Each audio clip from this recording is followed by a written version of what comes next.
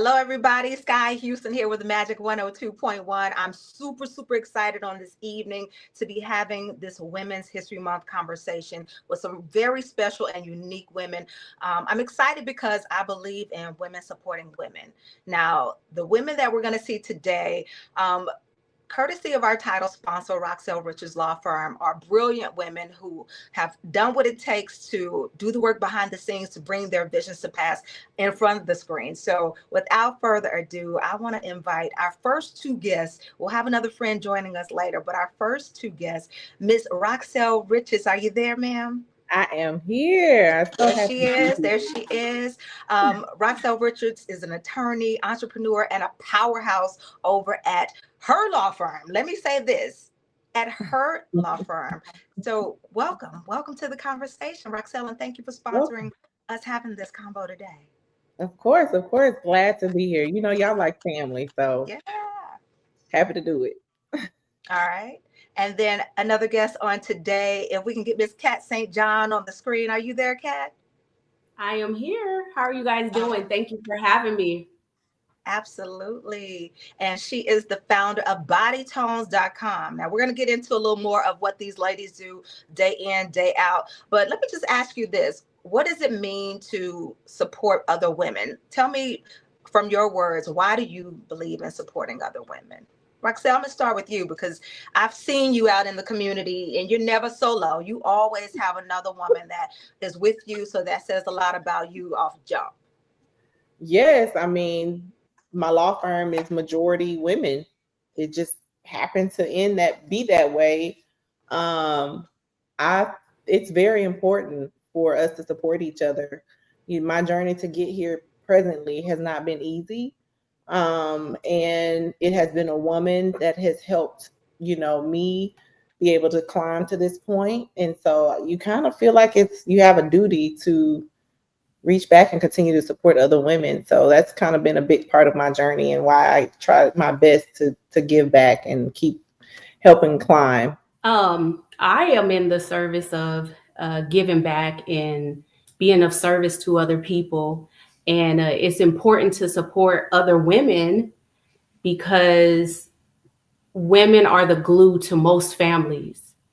And when you think about supporting a woman, you're not just supporting her because we know with women, they end up giving to the community, whether it's the community within their household, whether it's the community in their neighborhood, so on and so forth. And I know myself and Roxelle, I know Roxelle very well.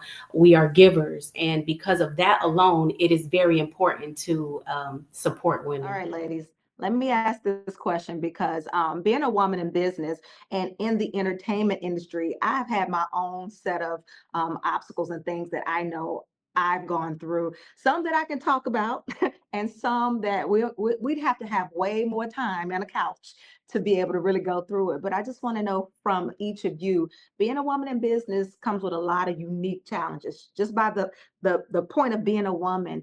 Can each of you guys share where you faced maybe a significant obstacle and just how you overcame it?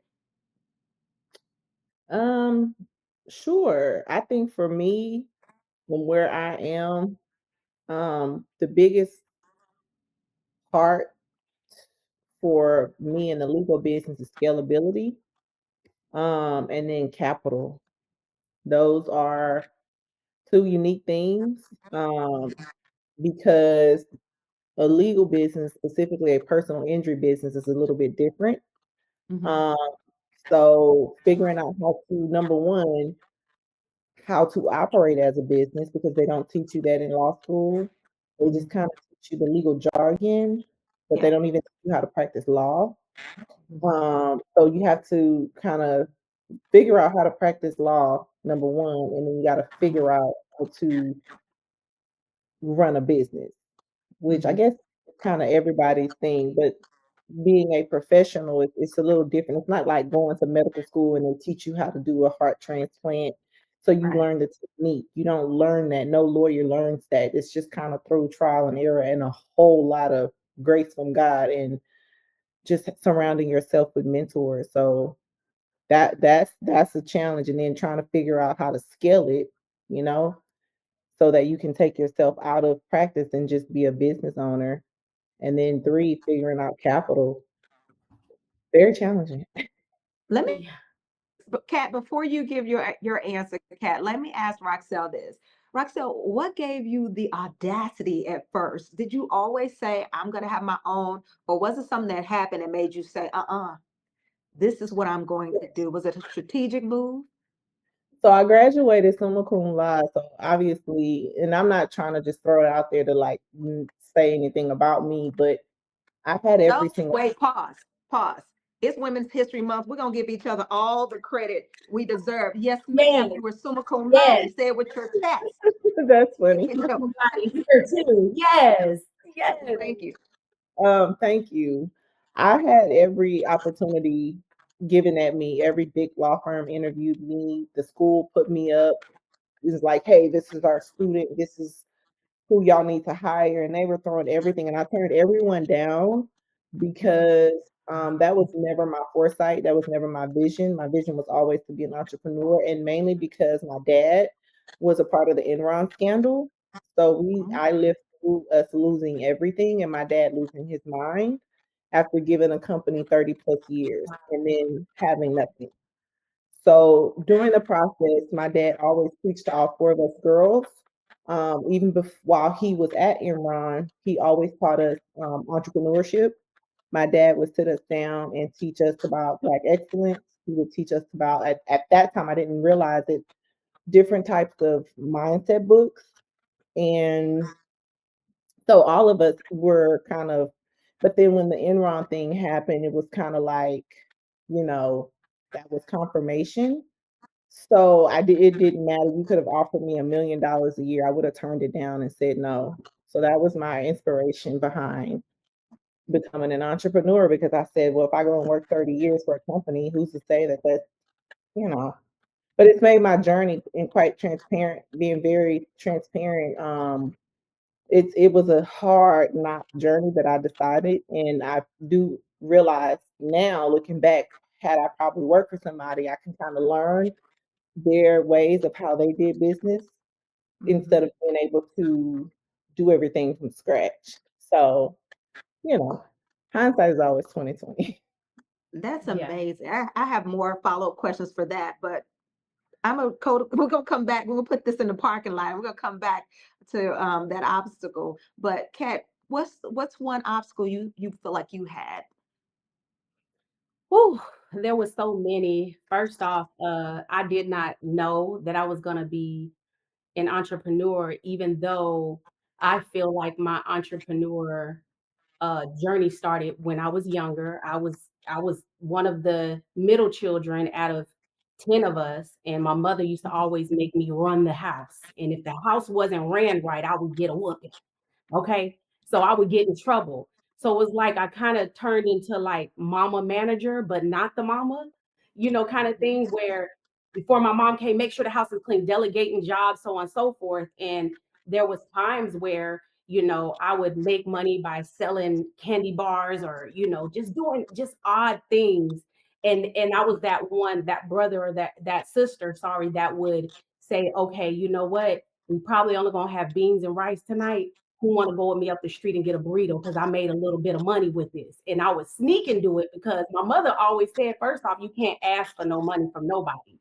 So I was like, I didn't ask for it, but I always thought I would get in trouble for making the money. And it just always came to me. So as I became an adult, I thought I was going to be like this big superstar singer, but I found myself more servicing people, always Mm, giving, always helping everybody else, leaving myself behind.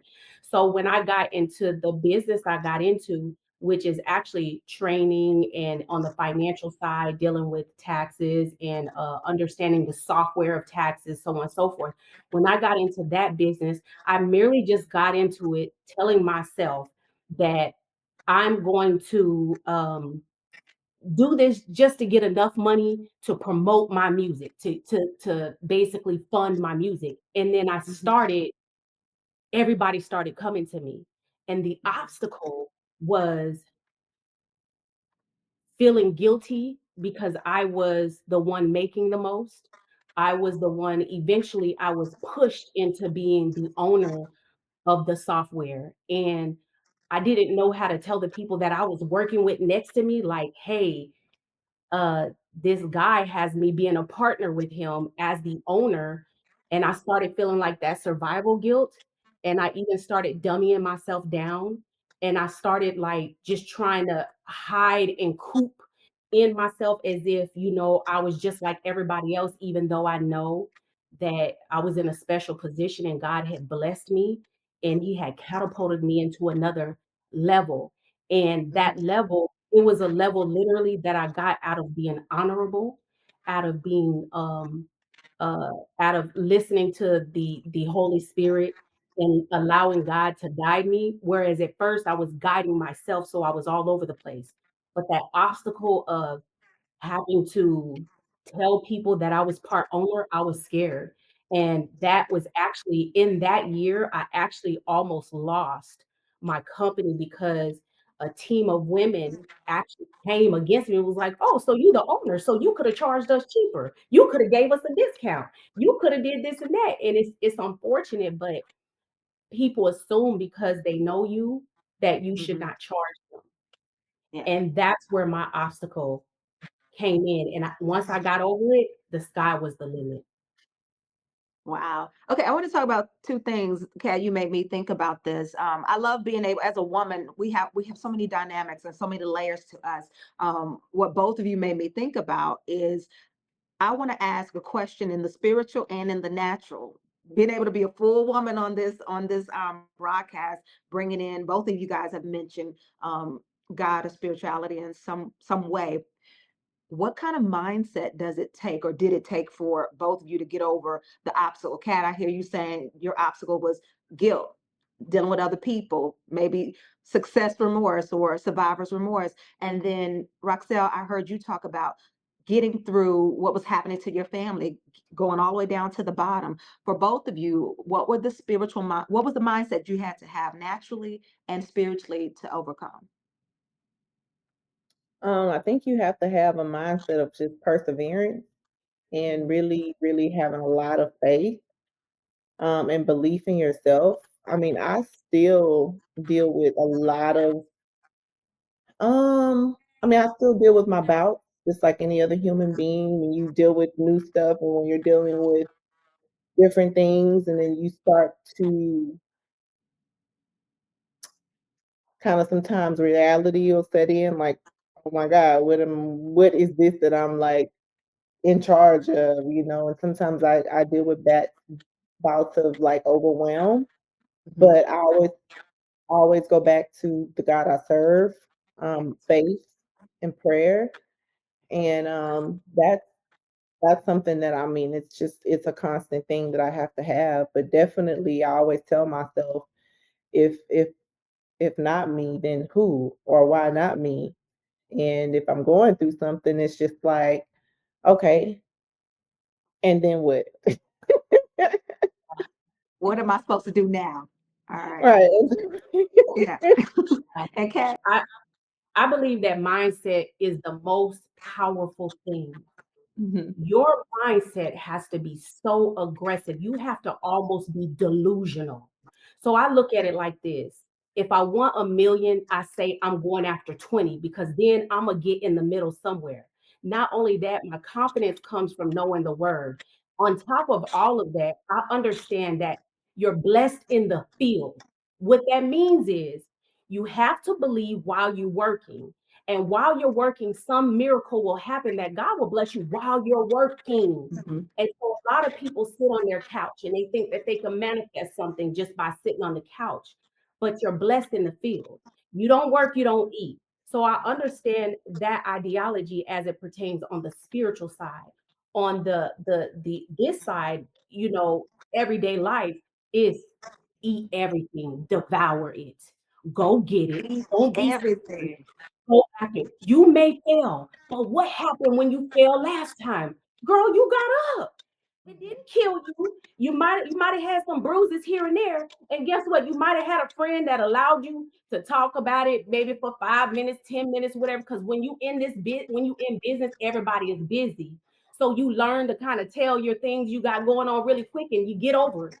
So mindset is you have to understand you're the one. So if you're the one and everybody is after the one, what can you offer and what can they offer as it pertains to business, as it pertains to serving? And my job is to serve. And I understand that people will use you. But guess what? If they can't use you, what are you useful for? So at the end of the day, I also had to understand what my mind said, like, girl, you are not the victim. People are going to get over.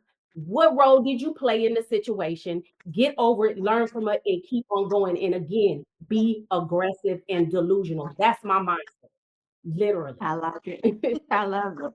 Eat everything is what I got out of that. And add value, show value. You're not a victim. You can get something out of this too. So, what do you want out of it? I think we forget to ask that question to ourselves as women. What do you want out of the scenario? Going in, maybe asking yourself that question as you're engaging in business. What do you want out of it? And what can you give out of it? That's what I took from that, Kat. Now, you mentioned that reciprocity is what it ends up having to be. So, let me ask both of you this: who do you believe came in clutch, and what was that thing going through business as an entrepreneur, a woman that you didn't even know you needed, but somebody told you this or gave you this inroad that really helped your journey?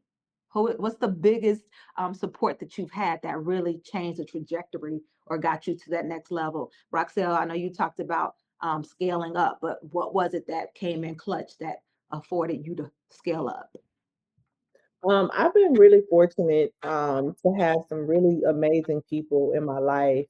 And when I say amazing, they are really amazing. I've had some very powerful people that have, of course, I had to be persistent and get calls through to them and be kind of crazy in terms of, hey, can I talk to you? You got 5 minutes? I just need to pick your brain. And I maybe didn't say it exactly like that, but developing those relationships with some people that are where I want to be have been key. They have been able to teach me business. They have been able to allow me to gain insight on what I needed to do to practice law better. And even there were times when I needed capital. I was able to go to these people and say, "Hey, I need XYZ amount of money." And I remember there were a couple of times I went to, these were like colleagues of mine or friends of mine, and I needed money, especially when I decided to scale and do personal injury. They just wrote me a check and said, "Here you go," and trusted me, and it was just like a gentleman's handshake, and they trusted that I would pay it back. And that's how I learned the art of scalability. That's how I learned business. That's how I learned how to make my practice be efficient. So this is why I try to go out of my way to share every single thing that I know to help any woman or any person, because I get a little bit emotional about it, because some of the things that happen to me, I know it's just literally God. It's God sent, because no one owes you anything, especially somebody that not your family. You don't have any personal ties to. You don't have any business with them. And they look at you, and it's happened to me quite a few times during my career where I've had people just say, "Here you go. Go do what you do." And so I just go out of my way to share as much as I possibly can. And I may look crazy sometimes. And sometimes I've even had people say, "Why does she share so much?" Or trying to find something wrong. Cause it's like, why is she so nice? Or why is she? And it's just like, you guys don't know that the blessing and the magnitude of the people that God has placed in my life. So I kind of owe it, not to you, but to God. Yeah. So yeah. Let me ask you something really quickly, Roxella, on that, because what I heard you say is that you were unafraid to ask. I think a lot of women run into situations where we won't open our mouths and ask for something that we need for good reason. I use myself for an example. I've had situations where I went on a lunch meeting with someone to ask for the help. Like I recognize I can't do this by myself. And I asked, and I was met with more, rather than doing business, they wanted to be personal. And I found that it made me, okay, I can't ask people. I got to do this all myself. What would you tell someone who's ran into that maybe in their entrepreneurial journey and they're like, no, I can't ask anybody. And I need to, but it's hard to persist. Like you said, you were persistent. What would you tell someone?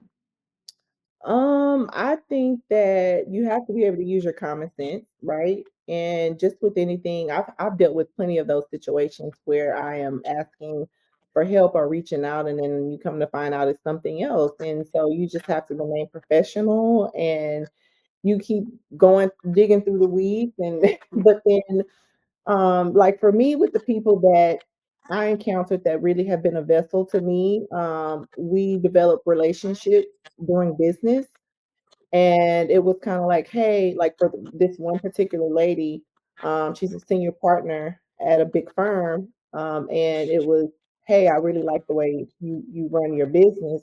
Let's chat. So once we got done battling each other, we started chatting. And then I said, hey, if you don't mind, can I come to your office?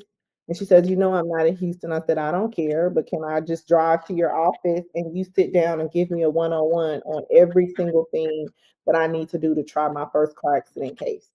And she said, if you'll be willing to travel, bring your notepad and your pen. Tell you everything I know.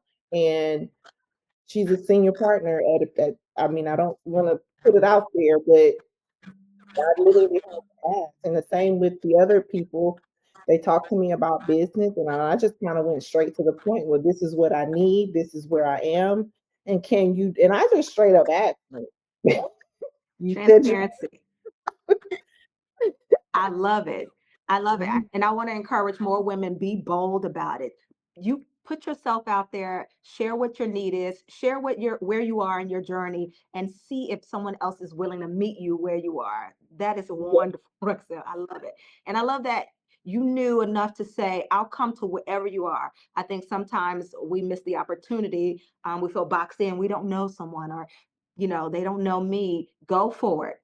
Go for Yeah, it. and You I have still nothing to do. lose. I mean, I still do. Like even now, I've been in this game, since 2005. I got my law license, 20 years.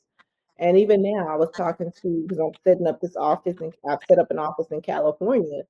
And so it's like I connected with my law team out there, and I talked to one of my colleagues, and I said, hey, can I come and sit with you at your next big trial? Can I come? I still do it. And they're like, sure. You want to try it with me? Try the case with me. I'm like, yeah, I'll try the case with you. And I don't care about the money. I'm like, let's try a case together. So I still do it because you never in this journey on this side, there's always something new to learn. How about you, Kathy? What advice would you give an aspiring entrepreneur who is looking to get into their first business? You've had two businesses. What would you tell someone fresh coming in? How can they gain that knowledge? How do they go after seeking out mentorship or whatever is needed? Well, one thing rule of law is you don't have because you don't ask. So if you need information, ask. If you need resources, ask. And one thing my mother always said, don't you ask nobody for money. And that was one thing that was always hard for me, but I found a way to ask for opportunity without asking for money. So I started every job that I had, I would go over and beyond and do the job that's not my job for free. And so it would Mhm. put me in another level to the point where people wanted me to run their businesses. They wanted me to open up offices for them. I don't know if you know, but I've also had a clinic and a pharmacy as well that I owned and operated on my own until they changed the laws. So, with that being said, I didn't just have the money for that. It was a scenario where I had hired a bunch of doctors for a company, and the company went from making 100,000 a month to $1 million a month under my leadership. And after they felt like they had hired everybody and I had already got the company where it needed to be, they fired me. And I was devastated. And do you not know I had been manifesting saying, I want to make $80,000. I want to make $80,000. I want to make $80,000 in 1 month. And I was just like, I'm just trying this. I got fired, but that was the best thing that could have happened to me because the day they fired me, 3 days later, every single doctor that I hired for them called me and said, listen, we want to come work for you. And I said, I don't have no money. I don't have no office. I don't have anything. They was like, we know, but we got the money. We'll open the office and we'll make you partner if you run it and put us in a position where you can help us make this successful. Because believe it or not, you have doctors that know how to be a doctor, but they don't know how to run the facility. So boom, I promise you, up until I made $80,000. At $80,000, the partners fell out. And I said, I should have manifested more. But it was the fact of that job I had my master's degree at that point, and I was only making $400 a week. I was barely surviving because everybody said I was overqualified, and then everybody else was Qualified. saying underqualified. And it's so sad because they use your education against you so that they don't have to hire you. At the end of the day, I ended up utilizing my personality, my skill set, and my knowledge and ability to know how to run different businesses through knowing personalities of people, how to hire, how to change your tone, how to walk into a room, how to make people feel important. Even if they're not important to you, make people feel good about themselves. And guess what? Your business can boom because of that. So I use the art of my talents to give it to other people, serving other people for a little bit of nothing, and they put me in position to actually win and get more in every situation I was in, every situation. That's my thing. I go in there for free, almost like an intern, learn everything, and they end up putting me on another level. I love it. I love it. I love it. I love it.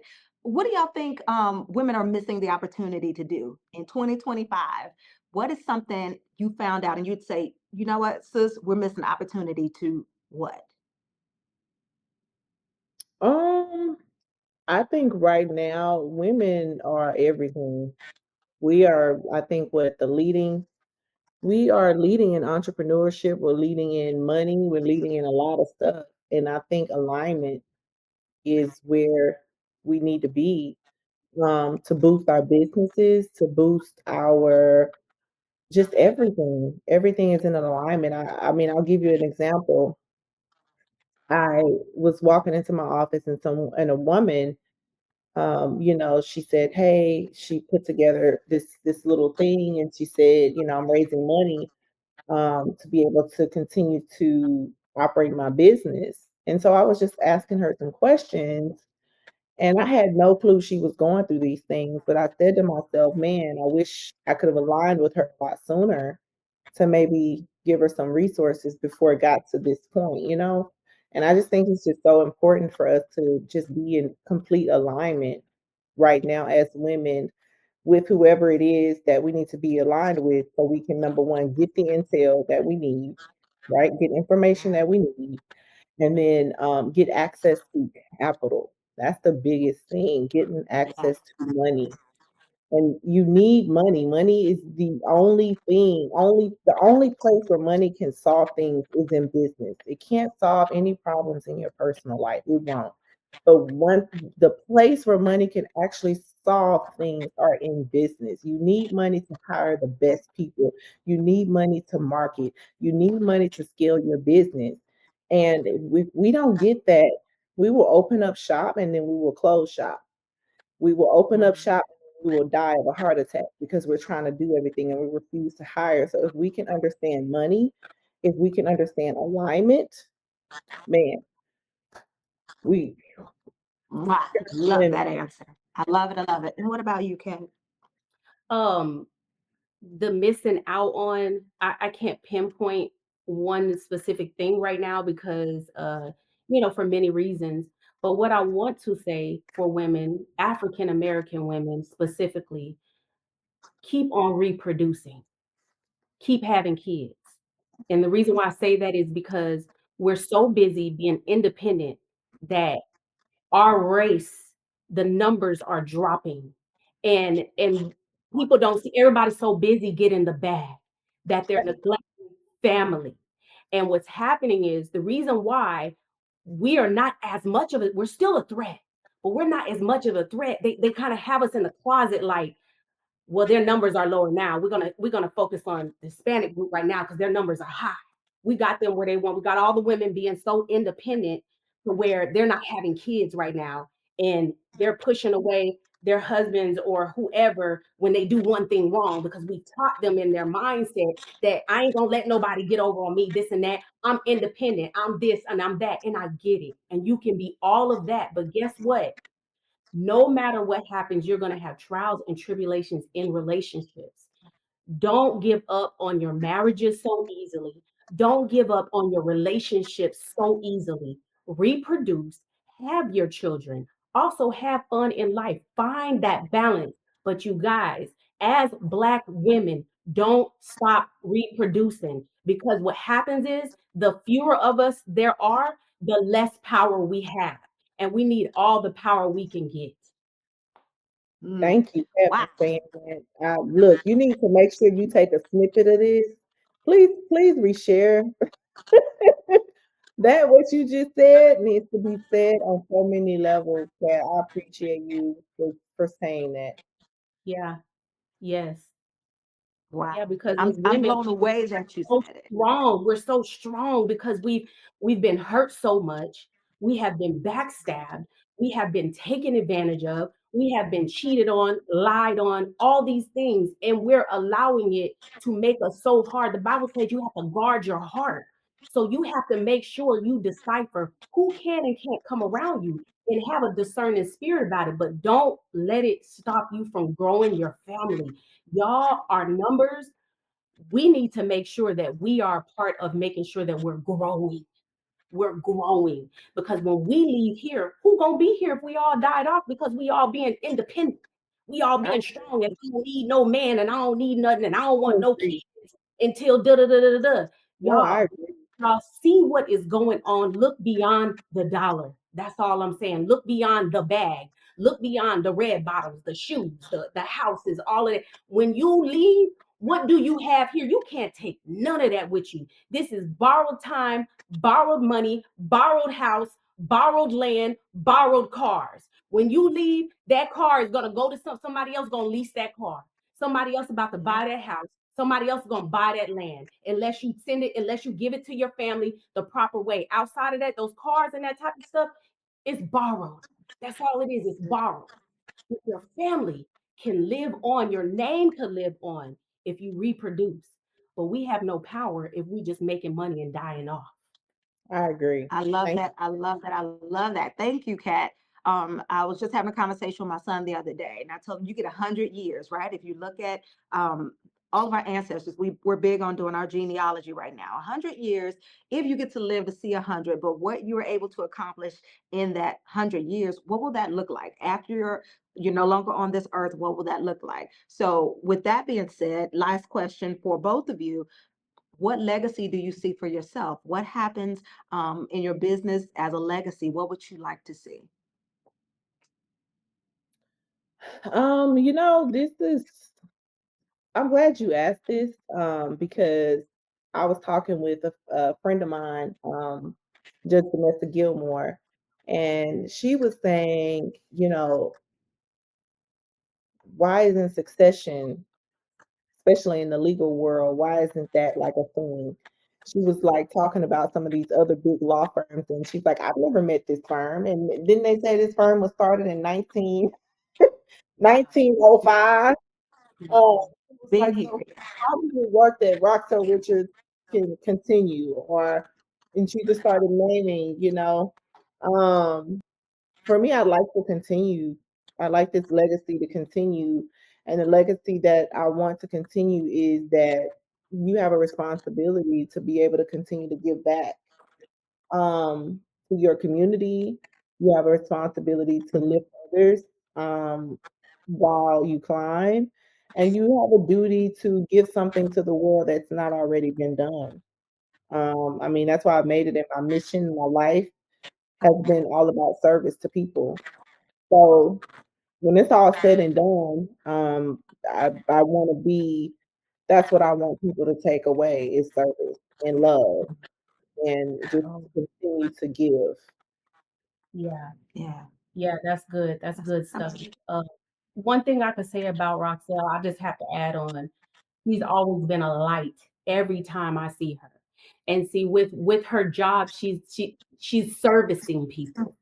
And that's one thing when you find a business where you can service people, that's where the richness comes in at because it's on the inside. It feels good. I'm sure when she see people winning their case and they happy and they can't believe they won. And so that's what I want to leave behind. I want to make more millionaires. I want to make more women successful, more men successful of all colors, not just black, but of all colors, of all people, of all God's children.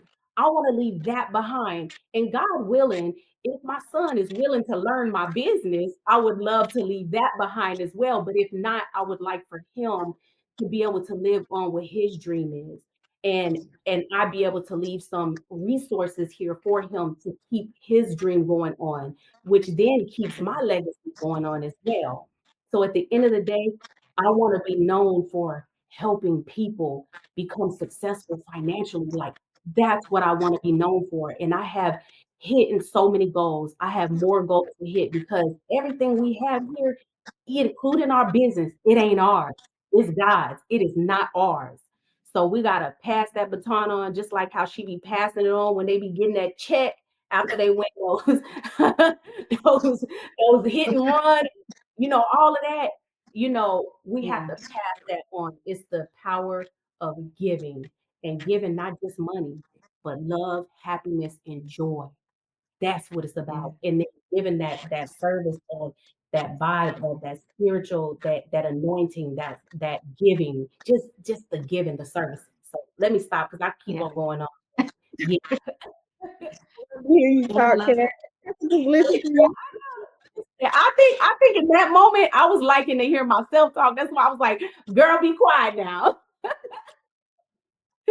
No, we Yeah. love it and we need it. That's the whole purpose of this call tonight, this conversation. We're honoring women, but we're also here to do, as both of you ladies said, to leave something, to lead with something first. Roxelle, you said you're leading with love. Kat, you keep talking about service. Those are two core characteristics I think that any woman can embody and make her own after hearing both of you. So let the ladies know, those who are able to catch this, after this broadcast, how can the ladies find you both? Well, you can find me I'm always available at my law firm at roxellrichards.com, also known as getinjuryhelp.net, or abogada de accidente.net. That is where you can find me, and my social media is Roxell Online. Yeah. You can reach me at Kat St. John. It's me. That's KatStJohNITSME. That's my Instagram. Or you can reach me at my other Instagram. It's a little more simple, just Kat St. John, KatStJohn. And just DM me if you want to know more about what I have going on and how I can help you in the field that I'm in, not in the field you in the field that I'm in. Because I like to stick with what I know. People like to take you out of it and be like, "What can you?" I'm like, "Listen, I'm good at what I do. I don't take the phone. I ain't singing Mariah Carey song and I can't sing it. You know, I yeah, love it. And I know I said that was going to be my last question, but let me ask this one last thing and we'll close on this. Just this week, I was on the radio talking about my son said, Mom, why do women have a month? Why do men not have do men have their month? Um, That's him texting me now. He said, why do women have a month? Why don't men have a month? So if you had to tell anyone while we're on this call today, why do we celebrate Women's History Month? Because both of you are making history for sure. Tell me in your words and we'll close out. We are celebrating Women's History Month because. We are celebrating Women's History Month because if you look at historically, women have always been at a disadvantage. I mean, from wages, I mean, really, to me, there are still people living now who can remember as a woman they weren't able to vote. I mean, Mhm. this is why I think, and we still have so far to go. I mean, we can't even basically control what happens with us in terms of our decision to do whatever we want with our bodies, right? That's regulated, right? So we're still not equal. And that's just across the board. That's not a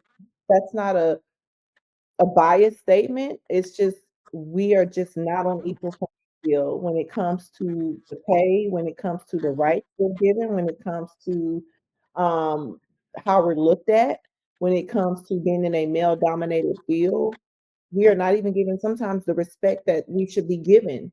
And sometimes, even as a woman, we're not even given the respect that we need to be given from another woman that's in the same position. Yep. It's just what it is. So when you talk about why we need a Women's History Month, well, the data has shown that the Women's History Month needs to be because we need to be at some point shown that we actually matter. Yeah. Yes, Yeah. I'm gonna let Kat go because I was about to jump all on the back of that for sure. Yes, ma'am. Kat. Well, one thing we know is most people that have a month are the people that have been suppressed sometime throughout these centuries, right? So when you want something, you fight for it. Men could go Yes. fight for that, but they have not. Women have fought to have Women History Month.